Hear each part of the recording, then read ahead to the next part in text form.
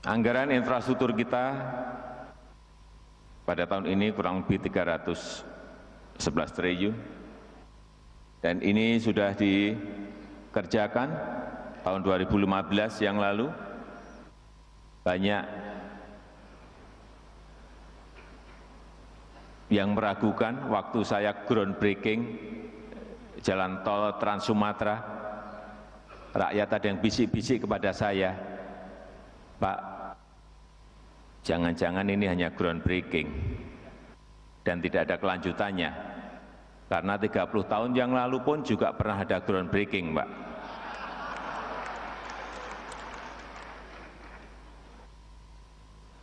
Tetapi bisa kita lihat setelah setahun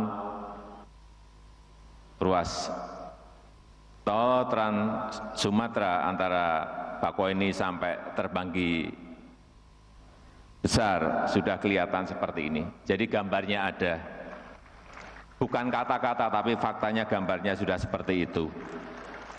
Meskipun mungkin akan sambung dari Lampung sampai ke Palembang,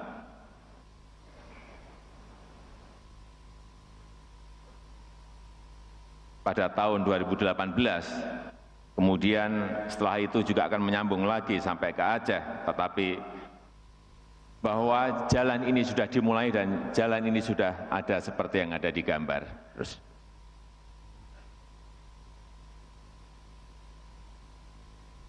ini yang juga dari Medan yang nantinya akan tersambung dengan Trans Sumatera.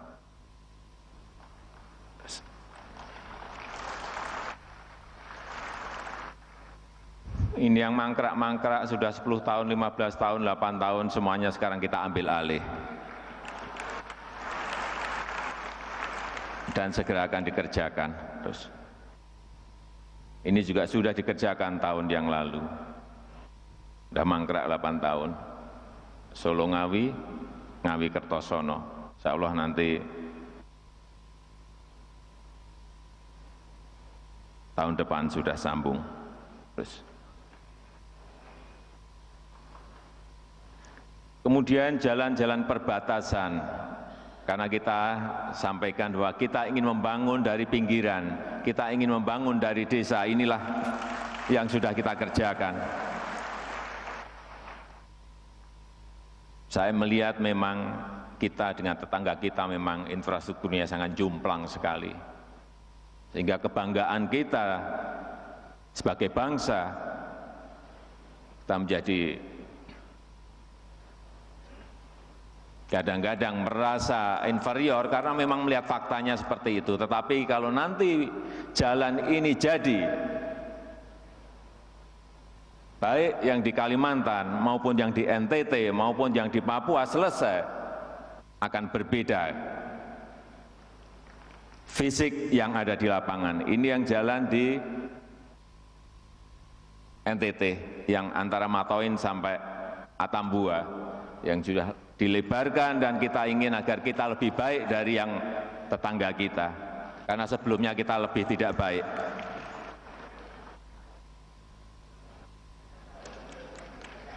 Ini yang di Papua, yang di perbatasan memang belum diaspal, tetapi sudah dibuka, sudah dimulai dibuka 1 tahun ini. Terus selalu yang gambarnya yang paling banyak adalah Papua. Terus kemudian Bapak Ibu dan saudara-saudara sekalian yang saya hormati, era persaingan sudah tidak bisa kita hentikan lagi. Kita sekarang berhadapan dengan ASEAN Economic Community, masyarakat ekonomi ASEAN. Ada lagi yang namanya TPP, Trans-Pacific Partnership, grupnya Amerika. Ada yang namanya FTA EU yang mempunyai Uni Eropa. Ada lagi kita berhadapan dengan RCEP, grupnya China, Tiongkok. Artinya apa? Ya keterbukaan itu sudah di depan mata. Kita tidak pro pada liberalisasi, tetapi ini fakta yang ada di depan kita. Kompetisi, persaingan itu betul betul-betul sudah di depan mata kita. Sehingga perbaikan-perbaikan yang kurang dalam rangka persaingan itu harus dikejar pagi siang malam. Tidak ada cara yang lain. Baik kesiapan SDM, baik kesiapan infrastruktur, dan kesiapan yang lainnya. Bagaimana produk-produk pangan kita bisa bersaing dengan mereka kalau kita infrastruktur pangan kita tidak siapkan. Bendungan, irigasi itu merupakan kunci dalam rangka persaingan produk-produk pangan kita ke depan. Ini bendungan Raknamo yang sudah setahun sudah selesai kira-kira 37%, dan di NTT akan dibangun 7 bendungan besar. Karena tanpa itu NTT, NTB tanpa adanya bendungan, tanpa adanya air, bagaimana mereka akan bisa menanam? Baik menanam padi, jagung, sorghum, menanam ketela, tidak akan mungkin. Karena kuncinya adalah di air. Sebab itu dalam 5 tahun ke depan akan dibangun 49 bendungan plus irigasinya. Ini yang Rotiklot yang sudah dibangun. Kemudian bendungan-bendungan yang kita lihat, bendungan Jati Gede, ini sudah lebih dari 40 tahun juga masalah tidak terselesaikan. Alhamdulillah tahun kemarin sudah diselesaikan dan sekarang sudah airnya sudah bisa kita lihat di gambar. Ini nanti yang akan memperkuat produksi pertanian kita. Pelabuhan, kalau kita sudah berproduksi, produknya ada, kemudian mau dikirim, mau diekspor, atau mau dikirim ke Jawa, pelabuhannya tidak siap,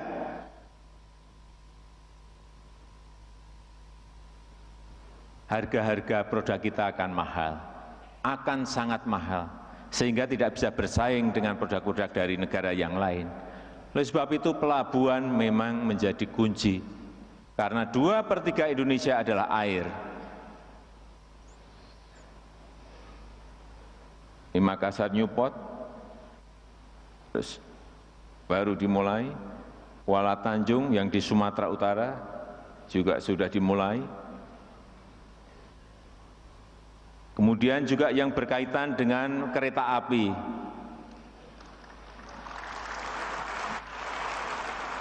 Karena yang namanya kapal, yang namanya kereta api itu adalah alat angkutan yang paling murah.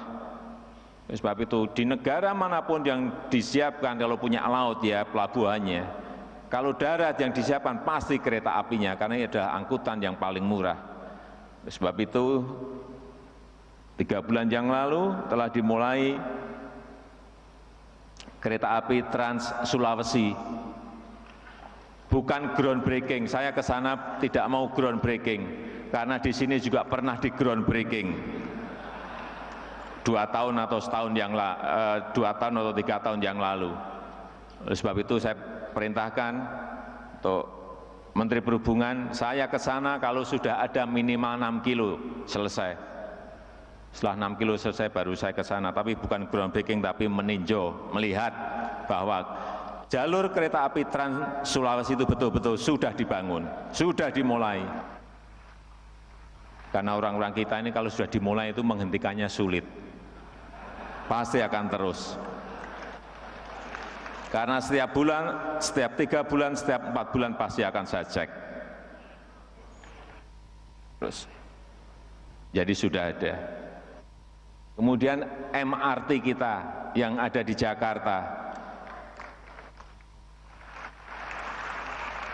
di atasnya enggak kelihatan, tapi di bawahnya sudah jadi seperti ini. Ini mungkin 2019 ini sudah akan selesai. Ini juga hanya karena keputusan politik. Ini sudah 26 tahun direncanakan, tetapi karena tidak ada keputusan, tidak dimulai-mulai.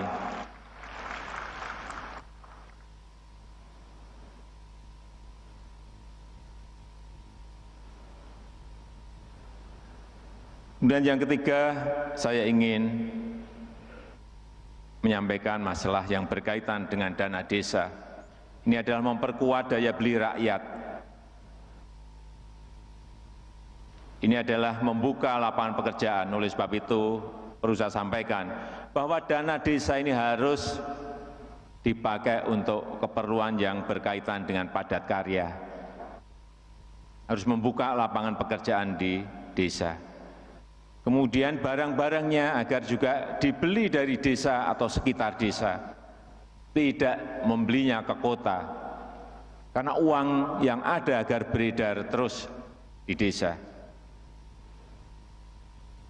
Dan berikan lapangan pekerjaan yang sebesar-besarnya bagi rakyat, padat karya, jangan dikerjakan oleh kontraktor. Rakyat ikutkan dalam partisipasi pembangunan desa. Tahun kemarin 20,7 triliun, tahun ini 47 triliun. Ini adalah uang yang sangat besar sekali. Jangan sampai uang 20 triliun plus 47 triliun ini kembali lagi ke Jakarta. Biarkan itu berputar-putar di desa, biarkan itu berputar-putar di daerah, uang itu jangan sampai kembali ke Jakarta. Oleh sebab itu beli barang-barang yang dijual di desa dan sekitar desa. Kalau beli pasir ya beli pasir di sekitar desa, beli batu untuk jalan, beli batu di sekitar desa. Mungkin 10% boleh untuk beli aspal atau beli semen, tetapi jangan sampai yang lebih banyak adalah untuk pembelian yang barang-barang yang menyebabkan uang itu kembali ke kota. Inilah nanti yang akan memberikan trigger perputaran uang yang ada di daerah, di desa itu akan semakin banyak dan akhirnya akan mensejahterakan.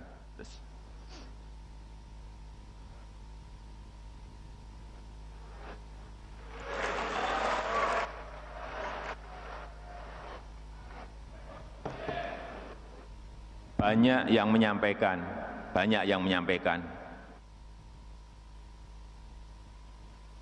Presiden Jokowi itu tidak tegas.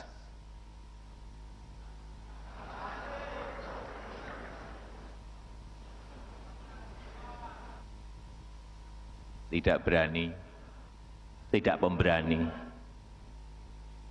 Mana ada tidak tegas, tidak berani menenggelamkan kapal sampai 107 kapal.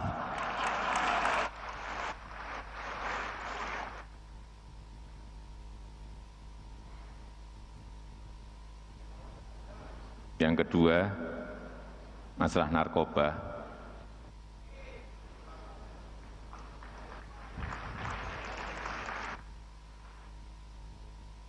Ada yang bilang tidak tegas, ada yang bilang tidak berani. Tetapi fakta, 1 tahun sudah dihukum mati 14 orang.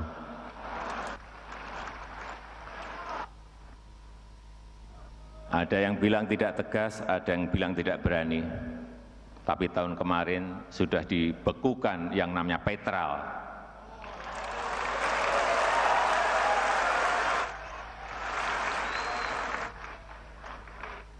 Kalau tidak diperintah, mana menterinya berani?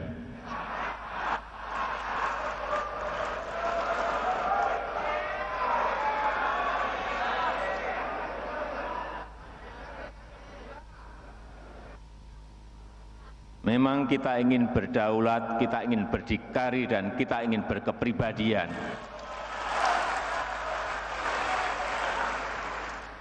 Kalau itu saya anggap benar, dan menurut saya adalah benar, tidak ada yang namanya kata tidak berani. Pasti akan saya lakukan, apapun, dengan resiko apapun. Saya kira itu yang bisa saya sampaikan pada kesempatan yang baik ini. Sekali lagi, saya mengucapkan selamat ulang tahun yang ke-43 dan selamat berrakernas. Terima kasih. Wassalamualaikum warahmatullahi wabarakatuh. Om Santi Santi Om. Merdeka! Merdeka! Merdeka!